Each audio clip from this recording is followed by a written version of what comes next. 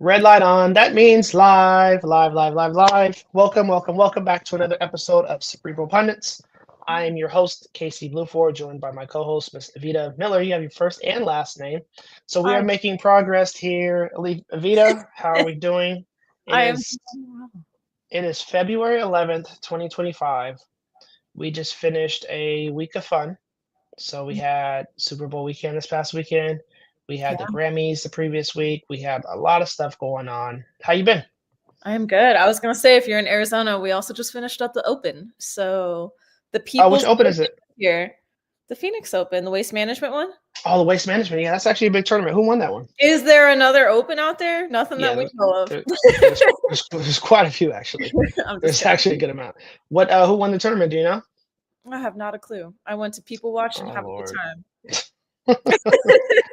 It was a blast. Oh, Honestly, it is quite the event out here. Like Barrett Jackson, and that happened kind of around the same time. And last year was like cold, rainy. There was all this chaos. Where like one of the days they like shut down some of the vendors for alcohol and stuff like that. Like it was just all kinds of things. And this year was just like beautiful out, perfect weather. They made some adjustments just to like the flow of the event, so it felt a lot less congested as you were walking around. It was a lot of fun.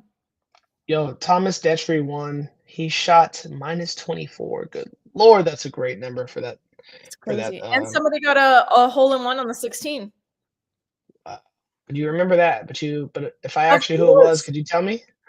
No, I wasn't there. Like But everyone's cheering. I did go to the 16th because my first thought was, shoot, was that the day we were there? I'm like, oh, we should have stayed longer.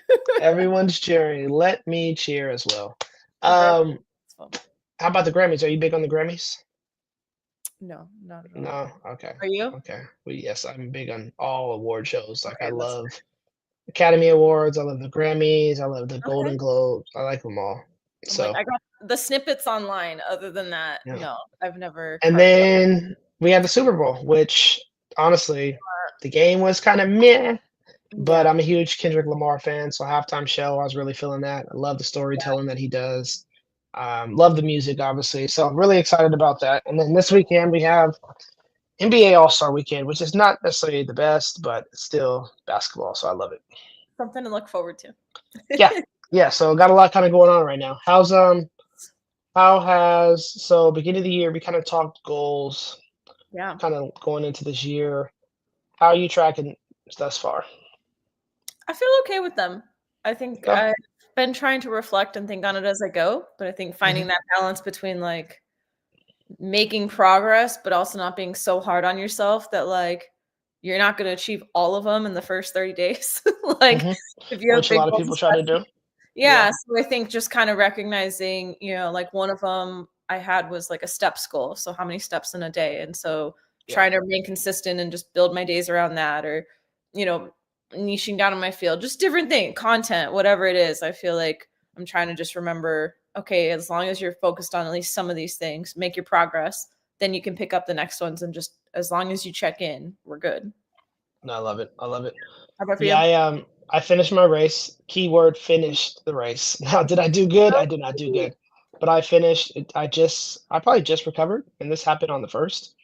We're on the 11th, so I Fair probably though. It was yeah, not a joke. It sounded really yeah, yeah. Me and my cousin kind of joked about how we didn't really know what to expect, but we knew what to expect in weird ways. So it's just one of those like I'm just thankful that I'm able to walk now, like which yeah. is crazy. So You definitely survived. will do again, but definitely need to train a whole lot more and just be more efficient. So Fair enough. all in all, some good wins.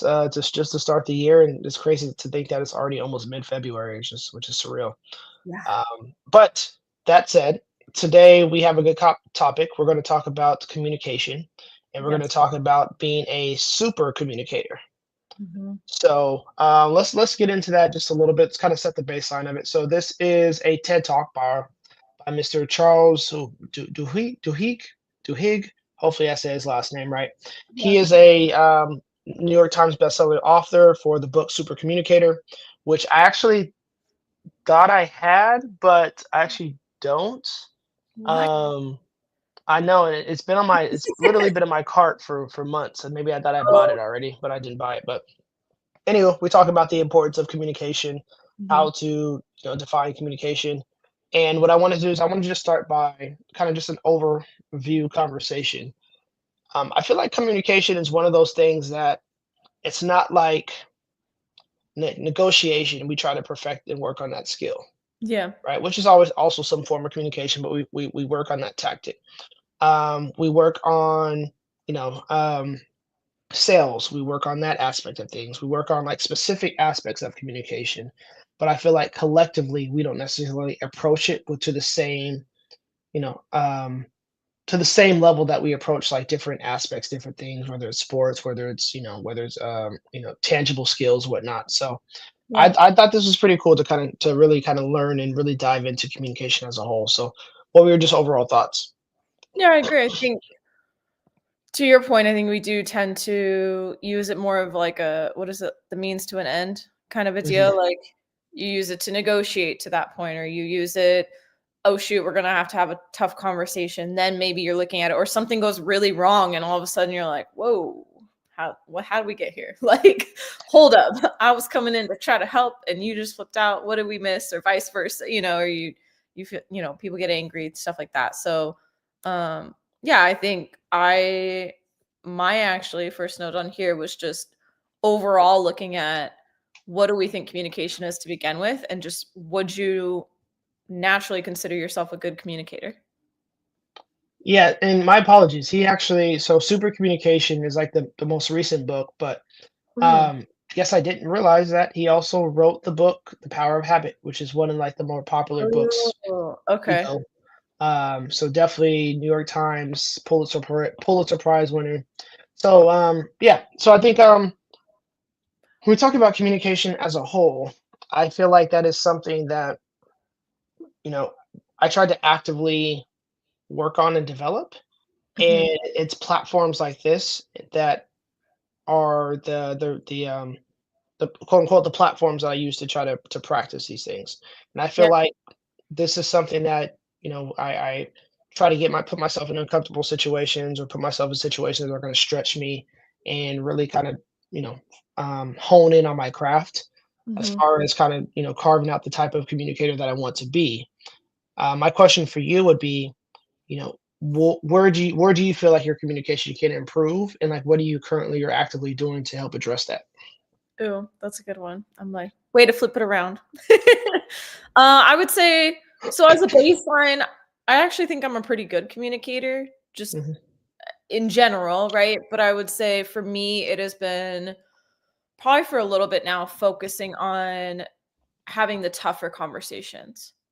Mm. I think having tough conversations, that could be a variety of things, but I also think also having conversations with people that maybe aren't wanting to go as deep, maybe aren't as Mm. emotional or naturally that way. Because I tend to be very in tune with like, you seem upset. Why are you feeling this way? Or what's going on? Or what did I say that made you feel this way? And not everybody necessarily wants to discuss things or approach it that way, if nothing else, at least right off the bat. And so for me, it's kind of acknowledging like, okay, what are some different approaches I can take, or not take things personally when maybe it's just out of my control, because I'm also somebody that just likes to resolve things, where I don't really like leaving things open-ended. So I would say those are the areas that I've been actively just trying to work on through either going through those conversations or stuff like this, just education in different realms. Yeah, so I think that kind of transitions to um, his kind of overview. So there's, we'll start with this phase. Yeah. This is not a long video. So the three different categories of conversation. So every Mhm. discussion must have three different conversations: Mhm. a practical, emotional, and social. Yeah, So let's hear him talk about that briefly. Let me share my screen here. Sorry, I thought I had this queued up. that's good. All right, let's take a listen. But then there's emotional conversations Oh, where we're let's take talking it about back a how little to bit. conversations, where we're talking conversations. And in general, these conversations tend to fall into one of three buckets. There's these practical conversations where we're talking about what's this all about? What are we really discussing? But then there's emotional conversations where we're talking about how do we feel? And my goal is to share with you my feelings, and I don't want you to solve them. I want you to empathize. And then there's conversations that are social conversations about who we are, the social identities that are important to us, how we relate to each other, and how we relate to society. And what the researchers said is what we've learned is that if people are having different conversations at the same moment, they can't really hear each other. They can't really connect. And in fact, this is exactly what was happening with me and my wife, right? I was coming home and having an emotional conversation. My wife was responding with a practical conversation. They are both legitimate conversations, but because we weren't having the same conversation at the same moment, we weren't really communicating with each other. And within Yeah, so I feel like that's the baseline of this TED Talk. Because again, it's not the longest TED Talk, but I really like that. And I found myself kind of reflecting in a sense of, oh, how many times have I misdiagnosed the conversation, right? Yeah. Um, and felt like, oh man, like I kind of see why I got the reaction that I did because I was approaching it from, a practical standpoint, which I feel like I'm a practical person. Yeah. When sometimes I just need to be an emotional listener, right, or just have an emotional conversation. What do you feel? What kind of communicator do you feel like you most relate to, and then what's the one that like I need to work on this a little bit more? I'm like, do you have to ask me this? I'm just kidding. Of I'm course, definitely gonna absolutely. be the emotional one. Anybody who knows me knows I'm like in my feels about everything. How do you Mhm. feel? This is how I feel. Let's talk about it. Um, I would say,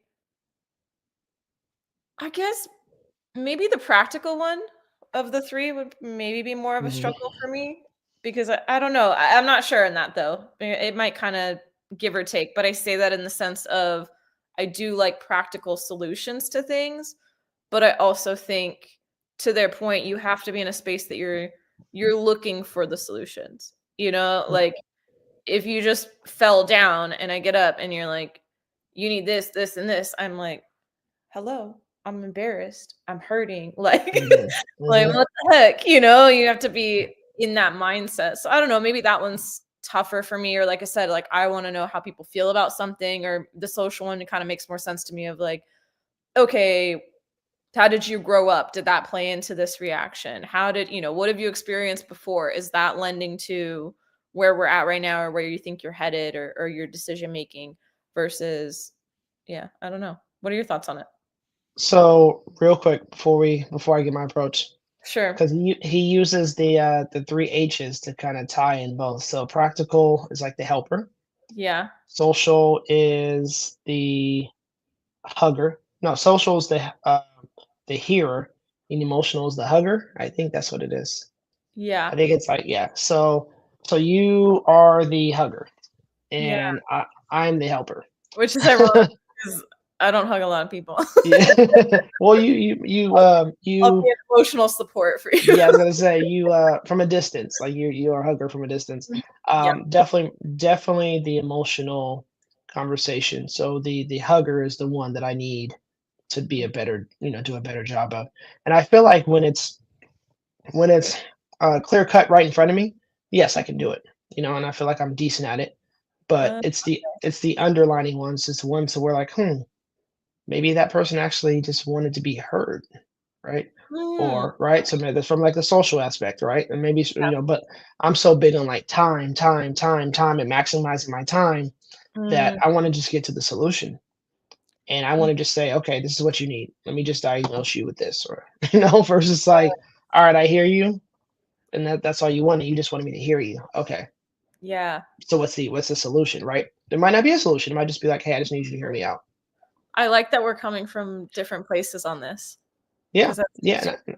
I like the H's too. That actually does help. The helper, what did you say? Helper, hugger, and here. yep, yep. Because So practical is the helper, yeah, emotional is the hugger, social is the hearer.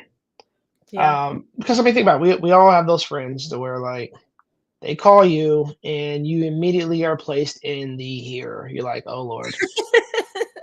All right, yeah, John, go ahead. Go ahead. And sometimes John just needs to get it all out, right? He yeah. just needs to like explain it all just so you can hear him. And then at the end, hey, do you need anything from me? No, I'm good. That was it. That Thanks. was their, like you were literally their soundboard. So I like that. I like Mhm. that. I really like that a lot. That's funny. All right, let me see. He talks about, let's get it. Now he talks about some like deep questions. So let me see if we can pull this back up. Yeah. Values or our beliefs or our experiences.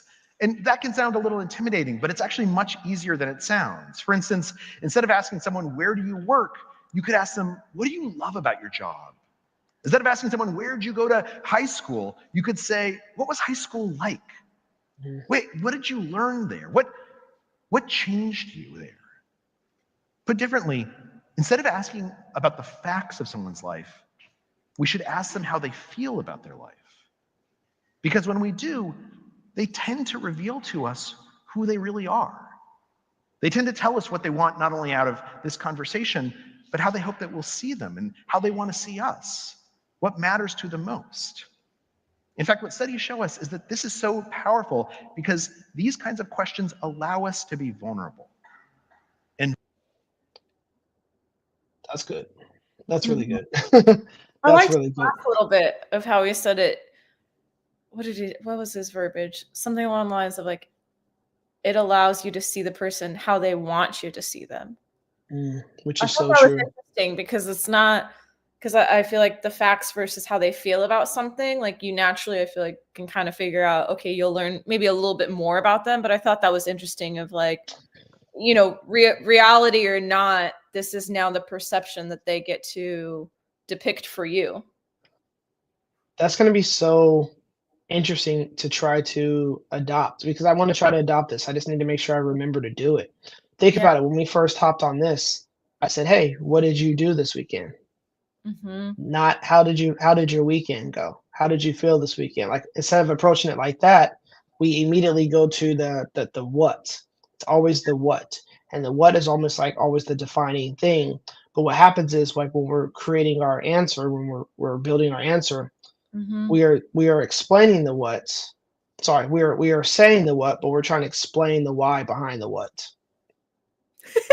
So think about this. Think about what I'm saying. I was So laughing a little bit too, though, because you know what's funny? I think you always ask me, "What did you do?" And I always ask you, "How are you feeling?" yeah, Which yeah, actually plays into what we just said. We're like, yeah, "I'm gonna do this absolutely. one thing," and that makes more sense because you're more like, "Tell me what you did, what happened, what are we doing?" Yep. Like, and I'm more Like like, "Oh my God, how are you feeling today?" yeah, give me all like give me all the data, right? Give me Yeah, all the data, and then I will come to a conclusion as far as how you felt. You know, like so which is so ass backwards. Like it really that's is so ass backwards. So I that's thought so. that was interesting. Um, so yeah, I'm definitely going to try to adopt that approach, Yeah. and yeah, I'm going to try to adopt that to see if it does make a difference just in my daily interactions. What did you take away from this? How did this make you feel? Ooh, oh, I just did There it. you go. Already making progress. I think it's good. I think it's tough because you know, like you when you're saying like, oh, the friend calls you and you're like, oh, here we go. Here's 2 hours in the books or whatever. I feel like it's tough because not everybody wants to have deep conversations or Mhm. things like that. So I also feel like being intentional with your questions to like maybe even get somebody's attention who normally wouldn't want to discuss things that long. You know what I Yeah. mean? Because I feel like Mhm. somebody who's open to that, you could kind of implement these, I feel like, real quick and they'd be like, ooh, great question. Yeah, let me go into this. But I feel like if you get that person that's in a hurry and they're into, because I feel like that's the small talk, you know? Yeah. You go to Yeah. school. What do you do? Where are you? Like, what Mhm. state? I literally just had a Facebook message the other day. There was no intro, no nothing. Now, granted, okay, for context, people, like we do real estate or business and stuff. So, like, people reaching out to you or networking online is not, that's not the weird part of this. Yeah, So, it's not for that's not that's the not foreign your piece of realm. it. That's not the weird part. Yeah. But, regularly people are networking and trying to collaborate and whatnot. But the message was just literally like, what state and city are you? And that was it. And I was Like, like, hey, no small talk. No, let's warm sure, I up. did Yeah. answer. But I was like, huh? like like we gotta fill this in. So I guess to me some of these like it makes me like, okay, great. What are you focused on that you're concerned about where people are living at? How Yeah. can I best help you? But yeah, I think this is a good exercise to just start thinking about how we talk to people, and make them Mhm. feel seen, because I think maybe on both sides too, if you did ask them a deeper question, what kind of connections could we have with people that maybe otherwise would just be so surface level we would never think twice about it. Absolutely. Yeah. Yeah. This is definitely a tool I need to start utilizing more and more, because I think sometimes I think that, all right, well, if I ask too much of a layer of a question, it's gonna take too long of an answer. I'm gonna run out of time. I'm gonna get bored, right? So like these, Get like your without, it's just foot. like just a downhill spiral after that. Like, So, oh no. but I think to your point, the connections could be a little bit better. So this is something. This is just a simple exercise and activity that I can just do at work every day. So, That's when true. I in the morning at work, hey, how was your evening? You know, Yes. instead of what'd you do last night? That. So Right. yeah, You do. Or was there anything you really enjoyed that you've done this week? absolutely. Or something like that. I don't know. We can get creative with it. But we finished up on the screen. It talks about vulnerability. Mm-hmm. Allowing us to be vulnerable. And I think this is the one of the biggest things when it comes to communication is being vulnerable, because we're taught from a young age, at least my generation, was to not always share your feelings. You Mm. fall down, up, you're gonna be all right. As a guy, as a boy, stop crying, suck it Yeah. up. Right. So those are the things that we're taught, that are instilled to us at such a young age. So being vulnerable is not always easy, because you feel judgment. And Mm-hmm. we talked about this, whether it's been a book club, whether it's been other conversations that we had, that really no one really cares as much as we think they care. Yeah. So being vulnerable is definitely something that is going to be challenging, but I feel like is the most promising, so to speak, in as far as something positive. Like, if you're able to be vulnerable with others, they're Mm-hmm. more inclined to open up to you, which can ultimately clear the pathways for becoming a super communicator and having higher levels of conversation. Yeah. To that you say? I think I agree with it. I think vulnerability does create deeper connections, but I think it also has to come from a place of, Sincerity. yeah, sincerity or genuine vulnerability, Hmm. as in I also think you have to be cautious and being aware too, like share something that you're okay sharing, Hmm. in the sense of if I share something and you don't feel open to that and you're not receptive to it and willing to share, I can't then in turn get upset and be like, Hmm. Well, I well, told you this. I just told you my darkest secret. I'm waiting. Yeah. Like, Hmm. and so I think if you're coming from a true place, like with this, he was talking about an experiment, or I don't know if you had this part, but he uses an example of a doctor, and basically, people don't necessarily need surgery, and he has the research to back that up, but he's literally telling every single patient all the reasons they don't need it, and almost everybody is getting the surgery anyways. And he came to realize, oh shoot, this is how I'm talking to them. He's offering, it's like our examples earlier, he's giving practical advice, but it wasn't inappropriate exchange at the time. Let's take a quick listen. Ta-da. And the man starts talking, and he starts talking about how his father had died when he was 17 years old. And this had just been so hard for him. It had been so hard for his mom. And then he starts talking about how at work he's worried that the younger employees, if they find out that he has cancer, they're going to start looking at him differently. They're going to be already writing him into the grave, even though he's got 20 or 30 years left on his career. And then he starts talking about his grandchildren and his fears for the world they're inheriting, what with climate change and everything else that's going on. Dr. Dye had expected this guy to at least bring up cancer, to at least mention mortality or pain, but it never came up. And at that moment, Dr. Dye realized, because he had asked this deep question, that this man wanted to have an emotional conversation. He wanted to talk about, how do we feel? He needed to be hugged. And so Dr. Dye didn't actually hug him, right? But he did the verbal equivalent. And he started talking about how he understood that his own father had gotten sick and that it had been terrifying for them, but it had also brought them together in these ways that he didn't actually anticipate. You want to touch on that a little bit more? Yeah, I thought that was such a good example, because I just Hmm. think, like, we're talking about being vulnerable, and I say that to where I don't want people to go out and be like, y'all hype me up. I just went and shared everything, and like, I'm not playing the game. But I think this can help us in so many ways, right? Just building connections in everyday life, but then also, we were talking about communication in the sense of sales or potentially your job or career or things like that. And I think this is a good example of a little bit of both. Like this was a human to human connection, but also, a doctor's role is impacting individuals and their families and kind of that outer circle or secondhand effect, if you will.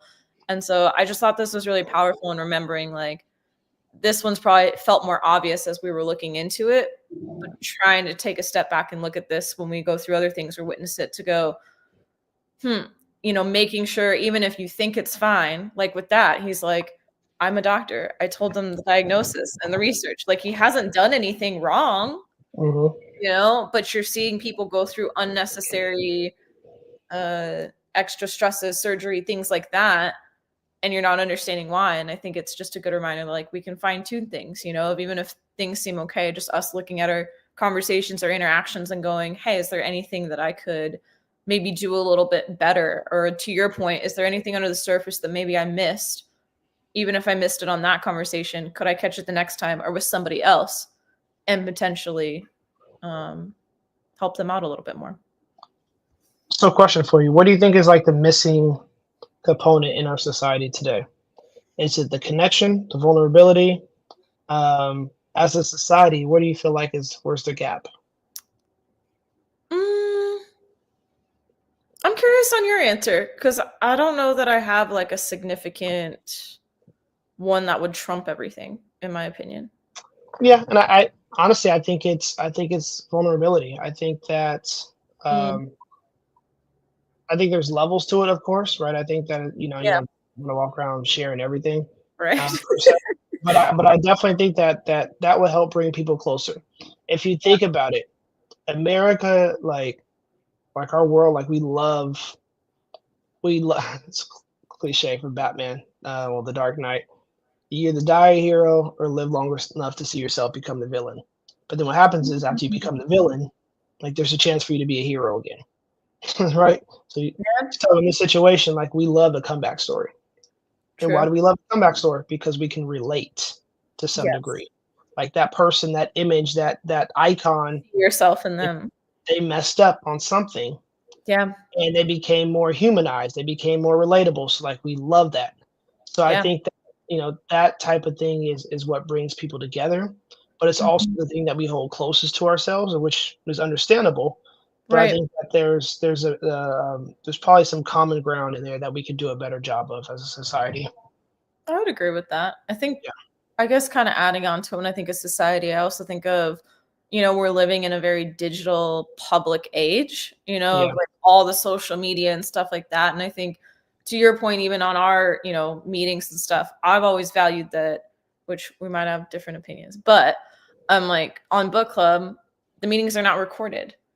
And I kind of voiced early on, I liked that because I felt like it allowed everybody to truly speak what's on their mind or their heart and just share and be present in the moment. Because I think so many things nowadays, obviously we're recording this, and to that extent, I think sometimes it can absolutely help spread the message, right? Like that's why we have these huge speakers or motivational speakers or groups or what have you that can definitely inspire people through maybe a tough story or a time in somebody's life or heartbreak or what have you.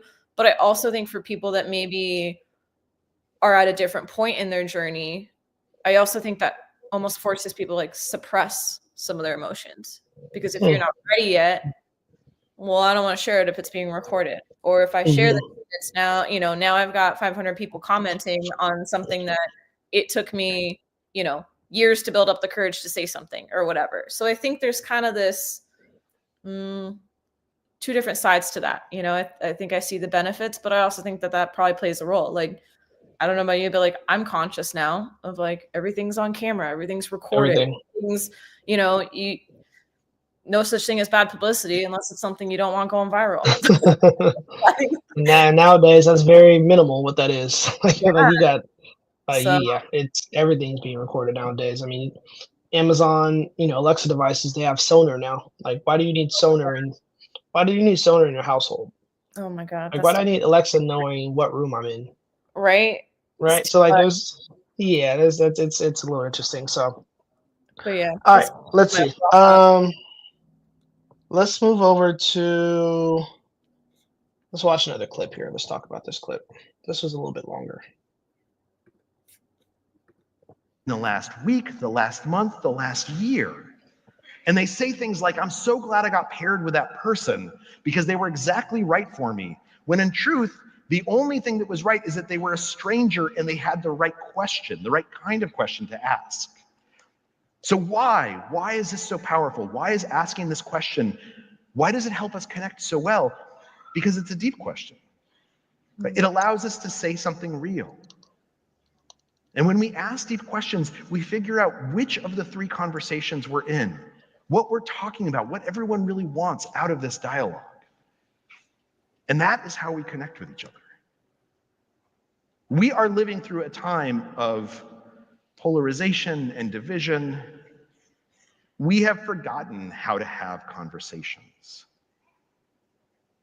But there's a science to it. There are these folks who are known as super communicators, who they are not special, they're not more charismatic, or they're not more outgoing than anyone else. They've just learned skills that allow us to connect with others. And they're skills that all of us can learn.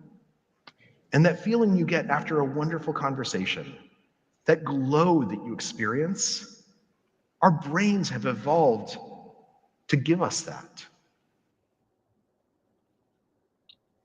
So it's interesting. So like, I feel like nowadays, like attention is like the new drug, right? So like any form of attention is like a drug, and some more than others, like we crave attention, right? But I feel like there's something to be said about craving a genuine wholesale like connection, right? I feel like when you know how it is, like when you meet somebody and you walk away, you're like, that was a good conversation, right? Or you pick up or you have a phone call, you're like, that was a good conversation. I think you told me you had one just the other day, something like that. Like, I'm glad I actually answered that call. I'm glad I responded, right? And I feel like that's where we need to shift, from like the attention seeking space to more so like the connection seeking space. Yeah, absolutely. And I think it's tough because I think if we're being real, like I said, not everybody's going to want to have a deep conversation. Not every, they think that plays into some of our other topics where we've discussed, that fear of rejection or fear of failure. And like, those are very real too. Judgment. Yeah. I think those come into play. So it's not to say like, go talk to people and expect that nothing, will ever happen. That's less than preferred. But like, I do think the more people you talk to, the more chances you also have to that point of meeting someone and going, that was a really good conversation. Or, hey, now I have a friend or a colleague, or, I mean, it could be something even minimal. I mean, maybe you never even talk to them again, but you're at the coffee shop and you're just like, that was a really nice person, I mean, it could be anything. I was at the nail salon one day and there was a mom and daughter, and you could tell she doesn't go with her as much. And she was so worried about being loud, the little girl, and they weren't, they were just right next to me. And I was like, no, you're good. Like, you guys are having fun, and she was so appreciative. And just like, I noticed I commented her because she, instead of saying thank you, was like, thank you. I'm so grateful for your help to one of the members that had helped them out. And I just commented her, I'm like, hey, I'm reading about being grateful. I just noticed what you said and you just seem so genuine, and it's good to see good people out here. And she was so appreciative to just be recognized when here she was like fearful that, oh my gosh, we're out of our element. We don't come here often. So sorry. In that zone. And like, you could have just these brief encounters too, that it doesn't have to mean everybody is like, whatever, your twin flame, whatever things they come up with. Yeah. I mean, you can always meet somebody in the lobby of a conference and months later you end up doing podcasts, right? Like that's a couple years later, you're just like, oh yeah, I don't know. It just happened. That's awesome. Now we That's do. awesome. All right. So bringing it all together, what would you say like your key takeaways are? Maybe some actionable steps. I know for me, definitely rephrasing how I ask specific questions, and then really assessing different types of conversations. So before I enter a conversation, identifying, say, maybe one of the three categories ahead of time, so I know how to prepare myself, or how I know how to react, in the event that something happens. So what would be like your takeaways from this? I think Like you, I could definitely work on the types of questions to ask, but I think also for me, it would come down to more of the things that aren't as obvious, because I've also learned in some circumstances, you basically just flat out ask, hey, are you in this moment, are you looking for a solution or are you looking to vent? But what I've learned is sometimes you ask that, and if somebody's in the heat of the moment, Yeah. I'm not going to tell you that. Yeah. Now you're struggling to like figure that out along the way. And so I think just fine tuning, maybe picking up on subliminal messages, or maybe their body language if we happen to be in person, or different other keys that might trigger to me, so that I can be better at quickly identifying that, and then being able to, tailor how I cater to their communication style in that moment, I think would be ideal. Yeah, I also think that being on, so that's the receiving end, but also like the giving end, like doing a better job of, hey, I just need you to hear me out. Or Yes. hey, it's very rarely are you going to say, hey, I'm going to get emotional, but you're going to more say like, hey, I need a practical answer here, or I just need you to hear me out. I think being able to kind of, that way that other person can kind of prep, Yeah, as well, and embrace, sorry, not embrace, but brace themselves absolutely. as far as like, all right, let me just hear them out. No, that's very true. I And think I feel like that's fair to them too. that's something I'm working on as well. You're right, because once you start learning your styles, it's easier Yeah. to let other people know, hey, that friend we're just going to keep going back to it. The couple hour friend call, if you tell somebody beforehand, hey, when you have some time, I'd love to brain dump, or whatever your version of that is. And then I feel like they can come in prepared for it and just, okay, now you guys have it out, and then you're good to go. Yeah, because I feel like you need one of those, and like obviously you don't want to go to the same person all the time, but like in your circle you need one of those people. You need one of each per se. So Absolutely. Yeah, I so agree. Overall, short short video. I like it. I need to go actually get the book, so I can actually read the book. 'Cause I'm interested to see like how much more in detail he does go into like the 3 different categories. And I'm always trying to get better from a social skill standpoint. So I love this kind of stuff. I made note of the book as well. Yeah, I was yeah, like, I don't forget this. that might be a book club book at some point. We'll see. So I think that'll be a good one. But yeah, overall, I think it was very good at just highlighting some key reminders of how we can better communicate, and from, like you said, different perspectives of if you're the person needing it or if you're receiving it. yeah. So adding that to my 2025, become a super communicator. So that is added to the list. So for anybody that has listened to this, we appreciate you taking the time. We come together. We try to assess, very similar to sports tapes.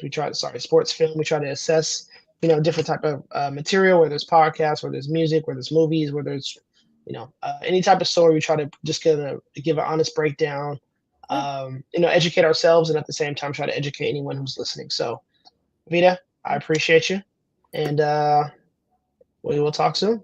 Absolutely. Until next time. Later. Bye.